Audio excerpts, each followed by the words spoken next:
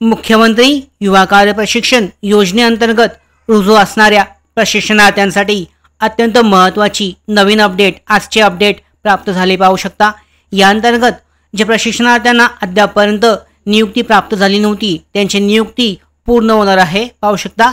त्याचबरोबर दुसरी महत्त्वाची अपडेट म्हणजेच पगार जो आहे विद्यावेतन त्यांचं 2-3 महिन्याचं राहिलं होतं ते सुद्धा आता जमा व्हायला सुरुवात झाले। आजपासून ते जमा होत आहे। तर या संदर्भात पाहू शकता 2 महत्त्वाच्या नवीन अपडेट प्राप्त झाले आहेत।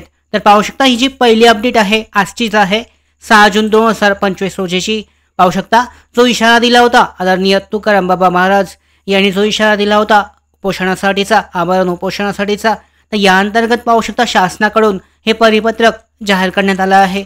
जिल्हा रोजगार कौशल्य विकास उद्योजकता मार्गदर्शन केंद्र सांगली यांच्या अंतर्गत पाहू शकता 7 मार्च 2025 रोजी मुख्यमंत्री यांनी घोषणा केलेल्या सरसकट उमेदवारांचे जॉईनिंग करून घेण्याबाबतचं हे परिपत्रक जाहीर करण्यात आलं आहे। या पद्धतीने पाहू शकता यामध्ये काय म्हटलंय संदर्भ जोडण्यात आले आहेत। यामध्ये 11 मार्चचा संदर्भ आहे, सगळे संदर्भ आहेत पाहू शकता। या पद्धतीने पत्र जे आहे उपरोक्त विषयाच्या अनुषंगाने व या कार्यालयाने सांगली जिल्ह्यातील ग्रामपंचायतीमध्ये मुख्यमंत्री युवा कार्य प्रशिक्षणार्थी यांनी 6 महिन्याचा कालावधी पूर्ण केलेला आहे अशा प्रशिक्षणार्थ्यांना पुन्हा 5 महिने मुदतवाढ देण्याबाबत सूचित करण्यात आलेलं आहे। यामध्ये पाहू शकता सांगली जिल्ह्यातील सर्व आस्थापनांना रिजॉईनिंग देण्याबाबत आदेश देण्यात आलेले आहेत। तसेच प्रशिक्षणार्थींची 5व्या व 6व्या महिन्याचे देय असणारे विद्यावेतन हे सुद्धा देण्यात आलं आहे। विद्यावेतन जमा होत आहे। तर यामध्ये पाहू शकता प्रशिक्षणार्थ्यांची ओळखपत्र देण्याचा विषय हा संबंधित आस्थापनाशी निगडीत आहे।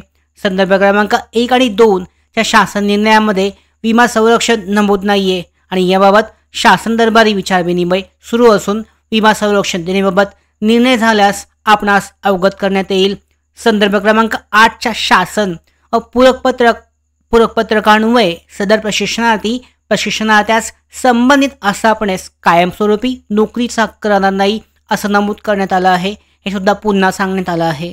तरी आपणास विनंती करण्यात येते की आपण या बाबींचा सकारात्मक विचार करून 9 जून 2025 रोजी आमरण उपोषण करू नये व प्रशासनास सहकार्य करावे ही विनंती करण्यात आली आहे। तर पाहू शकता यामध्ये महत्त्वाचे मुद्दे म्हणजे पगार जो आहे हा जमा करण्यात येत आहे।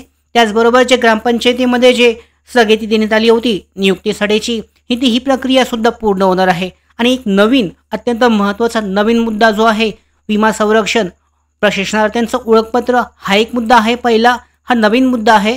त्याचबरोबर विमा संरक्षण प्रशिक्षणार्थ्यांना दिले जाण्यासंदर्भात शासन दरबारी विचारविनिमय सुरू असून या संदर्भात लवकरच निर्णय जो आहे हा घेतला जाऊ शकतो, परंतु कायमस्वरूपी नोकरीचा हक्क सध्या तरी राहणार नाही असं स्पष्टपणे नमूद करण्यात आलेलं आहे। ही झाली पहिली अपडेट।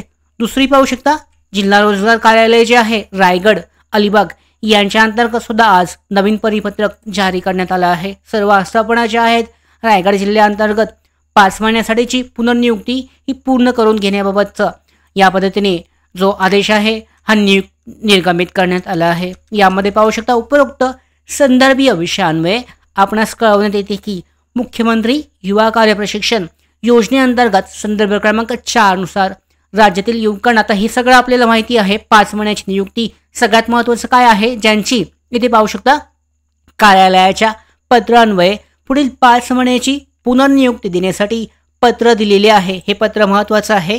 तथापि अद्यापपर्यंत काही आस्थापनांनी पुनर्नियुक्ती दिलेली नाहीये, म्हणजे काही आस्थापनांमध्ये पुनर्नियुक्ती प्रक्रिया पूर्ण झाली नाहीये।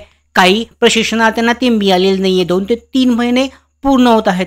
तर ज्या उमेदवारांचा 6 महिन्याचा प्रशिक्षण कालावधी हा 10 मार्च 2025 यापूर्वी पूर्ण झाला आहे अशा उमेदवारांना उजो दिनांकापासून 5 महिन्याकरता पुनर्नियुक्ती देण्यात यावी। महत्त्वाचं आहे पाहू शकता 5 महिन्यासाठीची जी पुनर्नियुक्ती आहे ही देण्यात यावी। रुजू झाल्याच्या दिनांकापासून 10 मार्च 2025 पासून ही लगेचच देण्यात यावी।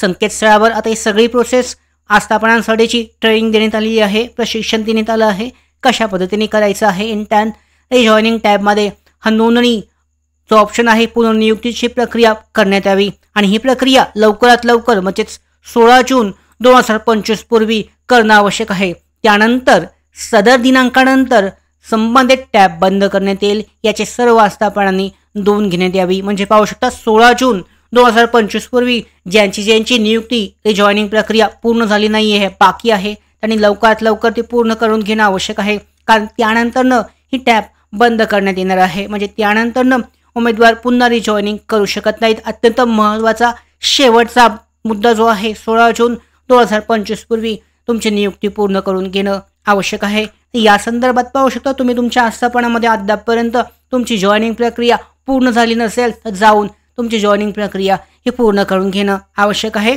16 जून 2025 पूर्वी ही जॉईनिंग प्रक्रिया पूर्ण होणं आवश्यक आहे. या संदर्भातल्या ज्या सगळ्या महत्त्वाच्या अपडेट आहेत. महत्त्वाचे दुसरे अपडेट आपण सांगितली की तुमचा जो पगार आहे विद्यावेतन जमा होत आहे. ज्यांचे विद्यावेतन या अगोदर जमा झाले नव्हते पाहू शकता इंटर लॉग इन सेक्शनमध्ये तुम्ही तुमची हजेरी पत्रकामध्ये हजेरी चेक करू शकता. त्याच्यामध्ये पेमेंट अपडेट होईल. तुमच्या बँक खात्यामध्ये तो जमा झाला असेल. आता यानंतर जे आत्ता रुजू झालेत त्यांना त्यांचं विद्यावेतन जे आहे पुढच्या महिन्यामध्ये पाहू शकता ते जमा होऊ शकतं. या संदर्भातल्या सगळ्या अत्यंत महत्त्वाच्या अशा अपडेट प्राप्त करण्यासाठीच नोकर भरतीच्या यूट्यूब चॅनलला सबस्क्राईब करा.